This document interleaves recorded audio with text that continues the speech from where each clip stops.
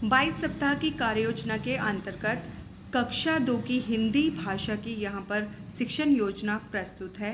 दूसरे सप्ताह के दूसरे दिन प्रथम कालांश में हम चित्र के बारे में अपनी भाषा में बात करना यानी कि मौखिक भाषा का विकास इस कालांश में होगा। शिक्षक अपनी तैयारी और कुछ मुख्य बातों का ध्यान पूर्व में रख लें। यहाँ पर चित्र पर चर्चा होगी। चित्र चार्ट होगा खेल।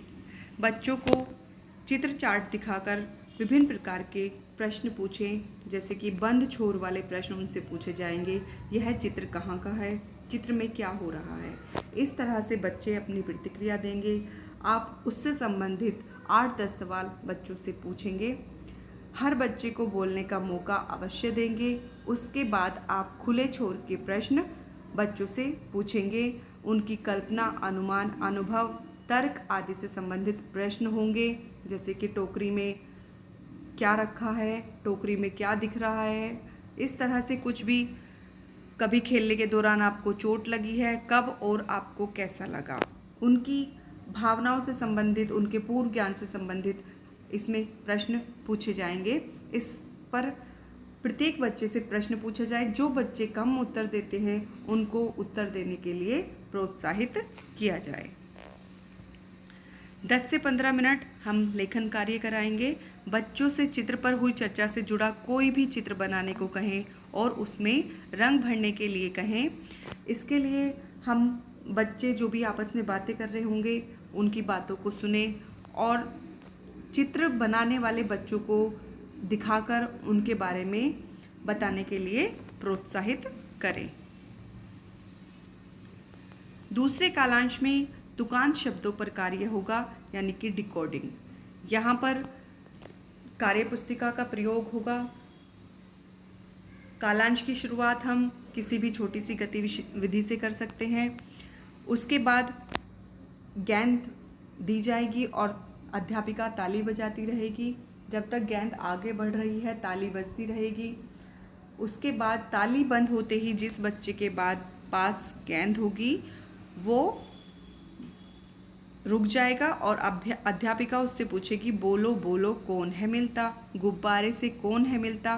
तो बच्चे को गुब्बारे से कोई भी मिलता जुलता शब्द बताना पड़ेगा, यानी कि आवारा, वो अर्थहीन या अर्थपूर्ण कोई भी शब्द हो सकता है। उसके बाद अन्य शब्दों को बोला जाएगा और बच्चों से तुकांत शब्दों को बोलने के लिए कहा जाएगा।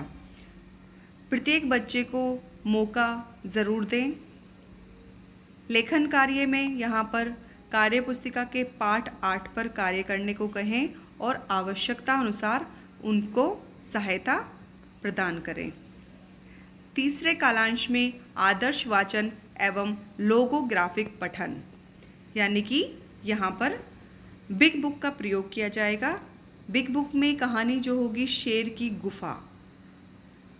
बिग बुक अभी विद्यालयों में नहीं पहुंची है तो हम पुस्तकालय की पुस्तकों को ले सकते हैं। कालांश की शुरुआत वही छोटी सी कविता के साथ होगी और जो भी बिग बुक या हमारी पुस्तकालय की पुस्तक से जो भी कहानी बच्चों को पढ़ाई जा रही है उसका 2 बार आदर्श रूप से पूरे हाव भाव के साथ वाचन करेंगे और उससे संबंधित मुख्य शब्दों को चार्ट पेपर पर लिखें। इन्हें 3-4 बार पढ़ें और बच्चों को भी इन शब्दों के पठन का अभ्यास कराएं। शिक्षक ध्यान रखें कि क्या सभी बच्चों ने चर्चा में प्रतिभाग किया। यदि नहीं तो ऐसे बच्चों की पहचान करें, उनसे बातचीत करें और प्रोत्साहन दें। ये हमारी कार्यपुस्तिका का पत्रक होगा। यहाँ पर बिंदुओं को मिलाएं। बस्ते की चीज़ों को बस्ते से मिलाएं। जो बस्ते में चीज़ें रखते हैं उनको बच्चे मिलाएंगे। लड्डुओं का थाल पूरा करें और रंग भरें। यहाँ पर बच्चे लड्डू बनाएंगे और उनको रंग भरेंगे। किन जानवरों को आपने देखा है उनके चित्रों पर सही निशान लगाएं। बच्चे ने जो भी जानवर देखे होंगे उस पर सही का निशान लगाएंगे।